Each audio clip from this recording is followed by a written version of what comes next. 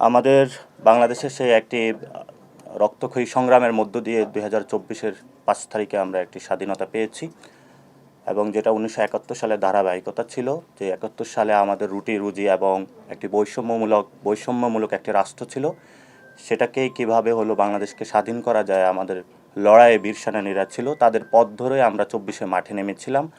আমাদের এই সময়ে ছিল বড় একটি দাবি ছিল অর্থনৈতিক মুক্তি এবং সংগ্রাম। সে অর্থনৈতিক মুক্তি এবং সংগ্রামের ধারাবাহিকতায় বাংলাদেশে অনুষ্ঠিত হলো বর্তমান যারা সরকারে রয়েছেন তাদের উদ্যোগে এবং বিডার তত্ত্বাবধানে জাতীয় ন্যাশনাল যে সামিট, এই ইনভেস্টমেন্ট সামিটে অনেক দেশি বিদেশি উদ্যোক্তা অংশগ্রহণ করেছেন এবং এই সামিটে 3টি পার্টি অংশগ্রহণ করেছিল, বাংলাদেশ জাতীয়তাবাদী দল, জামায়াত ইসলামী এবং জাতীয় নাগরিক পার্টি। আমরা অংশগ্রহণ করেছিলাম। তো আমাদের 2 দিনে আমাদের স্লট ছিল। এই স্লটের মধ্যে অনেক ইনভেস্টর অংশগ্রহণ করেছিলেন, দেশি সুদীজন অংশগ্রহণ করেছিলেন। তারা আমাদের কাছে জানতে চেয়েছেন যে গণ অভ্যুত্থানটি হলো, এই গণ অভ্যুত্থানের এজেন্স অনুযায়ী আমরা কিভাবে ভবিষ্যৎ বাংলাদেশের রূপরেখা তৈরি করতে পারি এবং এনসিপিও ভবিষ্যৎ বাংলাদেশকে কী রূপে দেখতে চায়, সেখানে অর্থনৈতিক এবং বাসস্থান কেমন সৃষ্টি হবে সে বিষয়ে আমরা তাদেরকে ব্রিফ করেছি।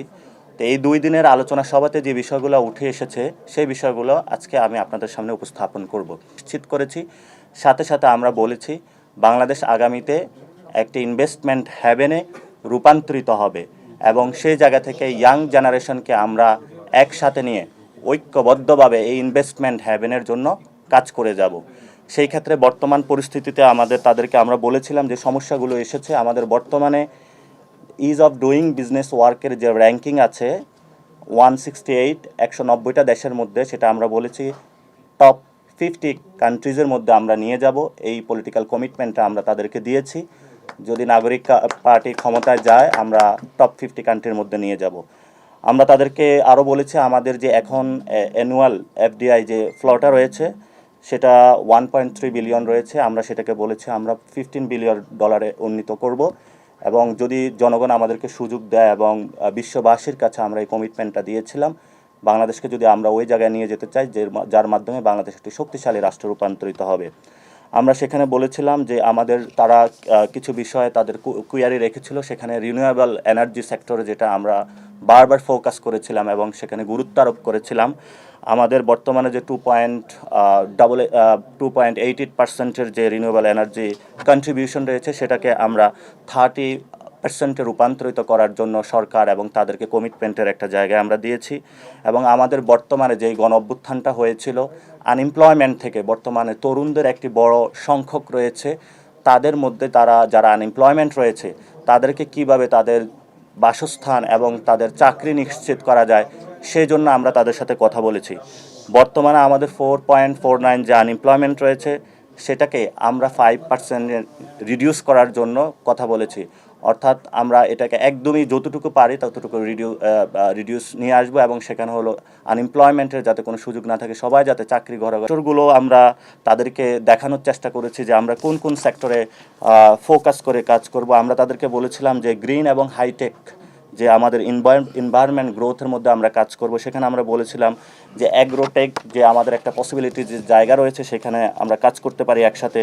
আমরা সেখানে রিনিউয়েবল এনার্জিতে কাজ করতে পারি, আমাদের হেলথ কেয়ার সেক্টর রয়েছে সেখানে কাজ করতে পারি, আমাদের লাইট ইঞ্জিনিয়ারিং যে একটা সেক্টর রয়েছে, কারণ আমরা জানি যে আমাদের একটি অ্যাগ্রো রিলেটেড একটা কান্ট্রি। তো আমরা কীভাবে এই অ্যাগ্রোকে ট্যাকে রূপান্তরিত করতে পারি, সেখানে এআই কীভাবে আমরা অ্যাকোমোডেট করতে পারি সে বিষয়ে আমরা কথা বলেছি।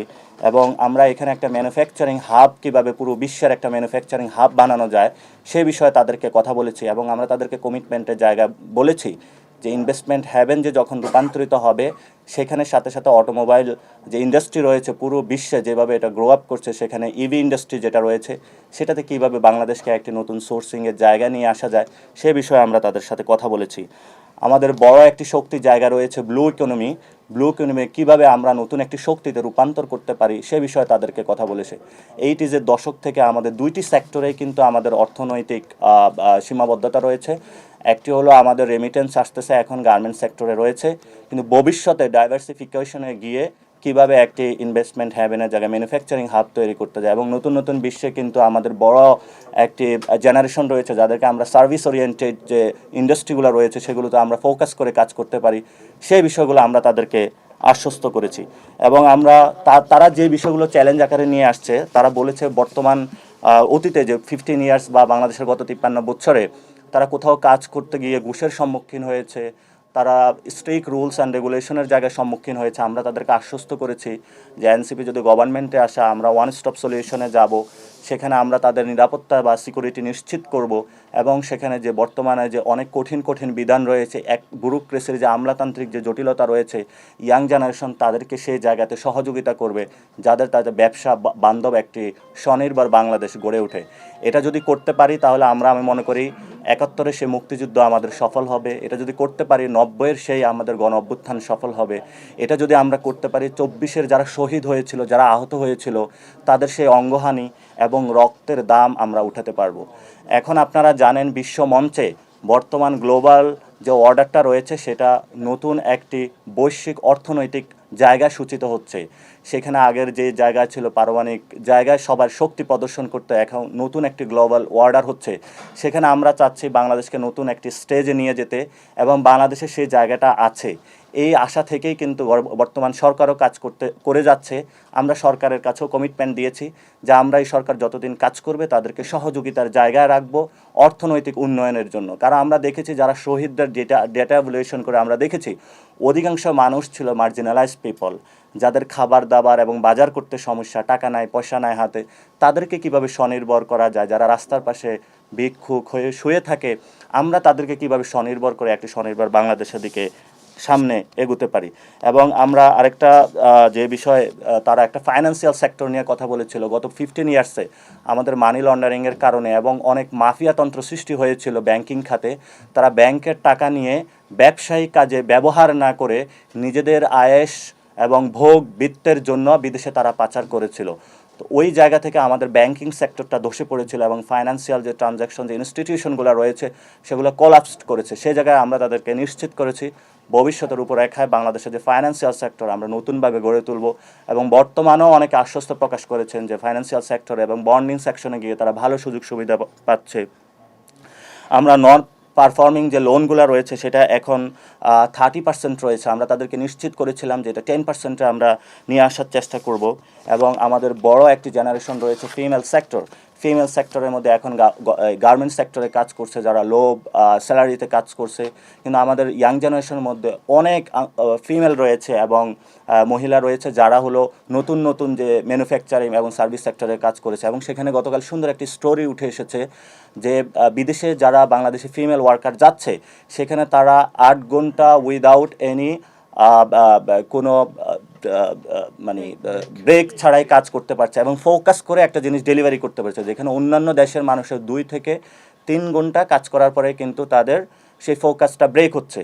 সো এই যে শক্তির জায়গাগুলো আমরা তাদের নিশ্চিত করেছি। মোস্টলি আমাদের সাথে যারা কথা বলেছে তারা নতুন নতুন সেক্টর আমাদেরকে তারা দেখিয়েছে। আমাদের ওয়াটার প্রবলেম, আমাদের ঢাকাতে বায়ুর প্রবলেম, আমাদের রিনিউয়েবল এনার্জি সেক্টরে কীভাবে যাওয়া যায় এবং তরুণ প্রজন্মকে তারা কীভাবে শক্তিশালী করা যায়। এবং তারা আমাদের সাথে খুবই উচ্ছ্বাস প্রকাশ করেছে আমাদের যে ঐতিহাসিক 5 তারিখের যে গণ অভ্যুত্থান সংগঠিত হয়েছে এর মাধ্যমেই তারা নতুন একটা বিনিয়োগের ক্ষেত্র পেয়েছে। তো আমাদের এই সামিটটাতে আমরা নেটওয়ার্কিং সৃষ্টি করেছি, আমরা তাদেরকে আশ্বস্ত করেছি এবং তারা আশ্বস্ত হয়েছে ভবিষ্যৎ বাংলাদেশ এটা সুফল ভোগ করবে। এবং বাংলাদেশের জনগণকেও আমরা আহ্বান করব যে আপনারা সবাইকে জনবান্ধব সৃষ্টি করে দেন। যে গত কয়েকদিন আগে বিদেশি যে কোম্পানিগুলো রয়েছে এবং ব্যবসা প্রতিষ্ঠানে কিন্তু হামলা চালানো হয়েছিল এবং সেখানে দেখেছিলাম প্যালেস্টাইন যে মুভমেন্টটা হয়েছিল সেখানে বাটা এবং কেএফসির যে স্টোরগুলো রয়েছে সেখানে ভাঙচুর চালানো হয়েছিল। আমরা জনগণকে বলতে চাই যে আপনারা এই সব কোনো হীন কার্যকলাপ এবং জায়গা থেকে যদি আপনাদের বন্ধ রাখেন তাহলে ভবিষ্যৎ জায়গা থেকে আপনাদের নতুন করে সুযোগ সৃষ্টি হবে। আমরা তাদেরকে আশ্বস্ত করেছি ভবিষ্যতে বাংলাদেশের যেই কোনো ক্ষেত্রে যদি জনগণের কোনো স্বতঃস্ফূর্ত আন্দোলনে যদি কেউ এই ধরনের আইন শৃঙ্খলার ব্যত্যয় ঘটিয়ে কোনো ব্যবসা প্রতিষ্ঠানে হামলা করে, জনগণকে তাদের আহ্বান জানাচ্ছে তাদেরকে আইনের হাতে তুলে দিন। আপনারা সেখানে দাঁড়িয়ে ব্যবসা বান্ধব পরিস্থিতি সৃষ্টি করুন। অনেক বিনিয়োগকারী দেশে এসেছে, আপনারা তাদের এনভায়রনমেন্ট করে দেন। বিদেশে যেভাবে ব্যবসা বাণিজ্যের এনভায়রনমেন্ট সৃষ্টি করা হয়েছে। এই ইনভেস্টমেন্ট হ্যাভেনে জনগণকে এগিয়ে আসতে হবে, পলিটিক্যাল পার্টিগুলো এগিয়ে আসতে হবে, বিভিন্ন পক্ষগোষ্ঠী এগিয়ে আসতে হবে। আমরা গতকালকে আরও লক্ষ্য করেছিলাম যে যখন এই সামিটটা হচ্ছিল, মানুষ যখন উচ্ছ্বাসিত, সবার মধ্যে একটা কনফিডেন্স বুস্ট আপ হয়েছে, তখন বিভিন্ন রাজনৈতিক দলের ব্যক্তিবন্ধে এটা নিয়ে মকারি করছিল। আমরা তাদের উদ্দেশ্যে বলতে চাই, আমাদের সামনে একটি সম্ভাবনা এসেছে, একটি আশা এসেছে, সেটাকে যদি আমরা কাজে না লাগিয়ে মকারি করে থাকি, তাহলে কিন্তু বাংলাদেশ আবারই পিছনে যাবে। এবং আমরা তাদেরকে বলেছিলাম, বাংলাদেশের এই যে সুযোগটা সৃষ্টি হচ্ছে, সেখানে 15টা কমিশন করা হয়েছে, রিফর্মস কমিশন। আপনারা এই 15টা রিফর্মস কমিশনের মধ্যে দিয়ে যদি কাজগুলো হয়, ভবিষ্যৎ বাংলাদেশে এ ধরনের কোনো সমস্যা থাকবে না। আপনারা আসবেন, ওয়ান স্টপ সলিউশনের মাধ্যমে কাজগুলো খুব দ্রুত গতিতেই সম্পূর্ণ হবে। এবং তারাও এটাতে আশ্বস্ত হয়েছে। তারা বলছে এই কমিটমেন্টের জায়গায় যাতে সবাই থাকে, এবং সবগুলো গ্রুপের সাথে তারা কথা বলেছে। এবং আমরা আশা করি বাংলাদেশের ভবিষ্যতে যেই কোনো ব্যবসা হোক, প্রতিষ্ঠান হোক, এটা বাংলাদেশি হোক, বিদেশি হোক, কাউকে ডিস্ট্রাকটিভ কোনো কাজে না যাওয়ার আহ্বান জানাচ্ছি। এবং আপনারা ধৈর্য ধারণ করবেন, আমরা স্বতঃস্ফূর্ত আন্দোলন করব। পৃথিবীর যেখানে মানুষ নির্যাতিত হোক, আমরা তাদের সাথে সংহতি জানাবো, আমরা তাদের সাথে পাশে আছি। আমরাও নির্যাতিত, সেখানে তাদেরকে আমরা এটাও আশ্বস্ত করেছি, আমাদের বিজনেস যে কালচারটা এখনও ফুলি ডেভেলপ হয় না, আমরা সেটা তো যাতে কাজ করতে পারে। আর্ট কালচার, আমাদের সফট পাওয়ারগুলো আছে, সেটা কাজে লাগে। মিডল ইস্টে যারা এসেছে, আমাদের বড় একটা মাদ্রাসা সেক্টর রয়েছে, যাদের ওইখানে অনেক আনএমপ্লয়মেন্ট রয়েছে। আমরা সেখানে বিদেশি মিডল ইস্টের যারা, তাদেরকে বলেছি যে তারা কিন্তু আরবি জানে, আপনারা তাদেরকে নেন এবং এখানেও আসেন। আপনারা কোনো ইন্ডাস্ট্রি দিলে আমরা তাদের সে ভাষার যে স্কিলটা রয়েছে সেটা কাজে লাগাতে পারবো। এবং আমরা ফিমেল সেকশন থেকে সবগুলো সেক্টরকে কীভাবে কাজে লাগানো যায়, সবগুলোর সাথে বিষয়ে কথা বলেছি।